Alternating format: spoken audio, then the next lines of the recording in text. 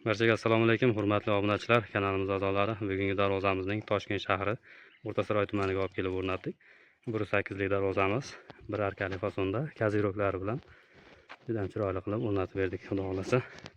Darvozamiz razmeriga keladigan bo'lsak, eniga 4 metr bo'ldi darvozamiz o'zi. Bo'yiga 380 razmerda. Kazirogimiz eniga 4,5 metr. Bunday chiqishi 210 razmerda bo'ldi. 1.8 lik listdan tayyor bo'ldi darvozamiz. Profillarimiz 6 ga 4, 1,5 stena qalinlikda. Stoykalarimiz 8 ga 8, 1.7 stenada bo'ldi. Taglarimiz shvilli. Zamoklarimiz xudo xolasa zubur zamokdan bo'ldi.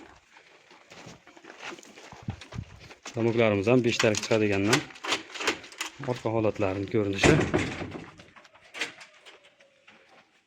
Teva tomoni 50 cm pramol qilib berdik. Tagiga mashina kiradigan joylarimiz shvillardan bor.